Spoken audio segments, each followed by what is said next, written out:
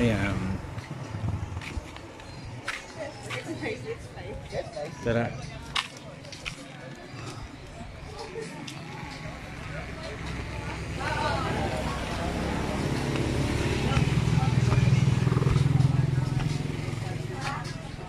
May halo-halo kayo, miss? Wala po. Smoothies lang po. Ano yung smokies?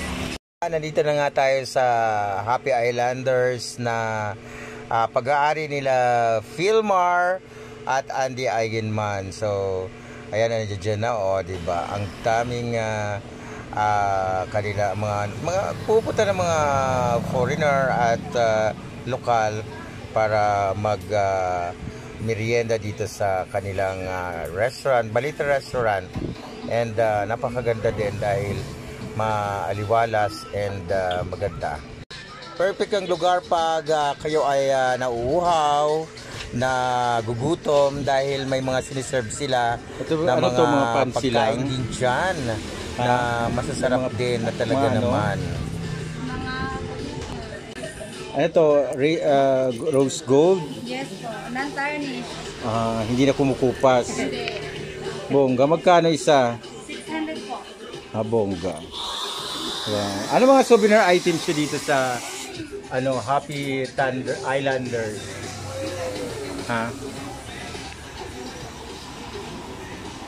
At ito na nga mga kaibigan, nandito na tayo sa restaurant bar nila Andy Eigenman at Philmar dito sa Siargao. Anyway, maganda yung kanilang restaurant dahil nakaharap sa dagat at sa tabi ng kalsada. Of course, marami ang bibili ng mga pampalamig dahil ang kanilang restaurant ay mga nagsiserve ng mga like ice cream, milk tea, at marami pa silang siniserve ng mga pagkain doon. But ang napapansin ko lang, yung babaeng naka-pink na ito ay siya lang ang nag-entertain sa atin na compared before na ang nag-serve talaga dito ay sila Andy at Philmar. And napapansin ko rin na parang walang tauhan sila na marami, kundi parang isa lang at saka yung nasa kitchen. And sabi ko nga, tinanong ko nga itong girl, bakit ikaw lang nandito? Asan sila Philmar and Andy? Nung una, nag-aalangan siyang sumagot sa mga tanong ko nung nagpakilala ako na taga-showbiz ako, reporter, vlogger. Sabi niya, kaya pala, ganun. So, nagtanong ako ng mga presyo sa kanya kung magkano.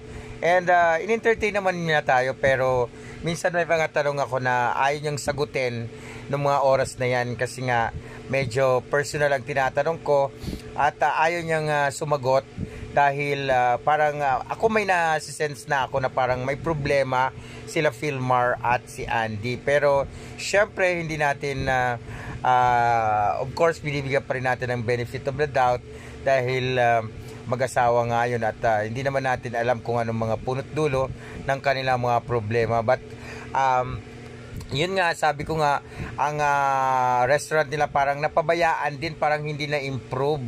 Yun ang napansin ko. Tsaka yung kanilang silver play button at tsaka gold play button parang nakastack na lang dyan sa gilid na yan, dyan sa may harapan o sa may left side nung right side nung babae. So napansin ko nga na ba't dyan lang yan nakasalampak doon sa restaurant na, di ba, pag ganyan nakalagay yan sa kanilang bahay, tapos nakalagay yan ang nakadisplay yan, di ba, kasi parang souvenir mo yan mula sa pagbablog yung dalawang mag-asawa. So parang napansin ko nga na parang sabi ko, bakit dito lang nakalagay yung silver play button?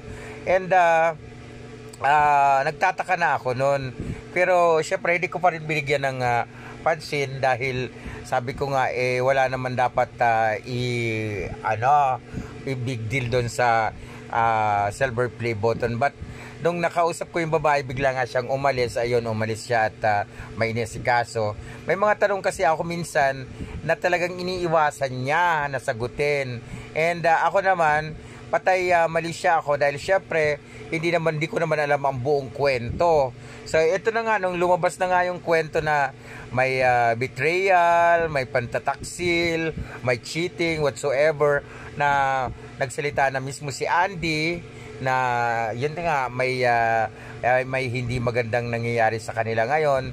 And doon na ako napag-isip, tama, kaya pala maraming tanong ako sa girl na ito, yan, tuwing humaharap ako sa kanya umiiwas dahil meron siyang mga iniiwasang mga tanong na ayaw din niya sagutin. Pero ako wala namang problema, ayan, tinuturo ko dyan yung silver play button na yan. Bakit nandiyan dyan yan sa tabi na yan, nakalagay lang dyan. Ang sagot ng babae, dyan nila gustong ilagay. So parang nagtataka ako kasi ang silver play button ko nakatago. Talagang ano yan minsan mo lang yan makuha talaga at hindi mo pwedeng mabili yan, yung silver play button. 'Di ba? Sa kanya, tingnan mo, tinuturo ko talaga yan. Paulit-ulit ko sinasabi na inaano sa kanya, tinatanong bakit diyan lang nakalagay. Sayang na wala tayong picture diyan. Pero ayun nga ang pinagtataka ko. Sabi ko, bakit diyan? Bakit hindi na lang nilagay sa isang o dinikit diyan sa dingding?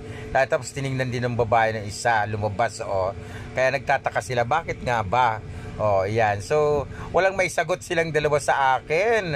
Naku, nahirapan silang sagutin ang mga tanong ko. So, pero hindi ko na pinagpilitan dahil syempre sila naman yun Ayan. So, wala ayan na nakatambak lang diyan. Ayan yung silver play button niya, ayan yung gold play button. Ayan, may kuha pala tayo. Ayan, kinakuna natin, nakatambak lang doon sa eskaparate ng kanilang bar. Ayan doon lang sa nakalagay doon sa gilid. So yun ang tataka ako na dapat niya nakalagay yan sa magandang lalagyan. So yun ang pinagtataka ko, parang bakit, anong nangyayari? So yun. And yun, umalis na nga kami at itong girl na to sa amin, nag-entertain pa din, pero ngumingiti-ngiti siya. So yun, maraming salamat sa pagpa-unlock sa pa-interview, pero hindi ko na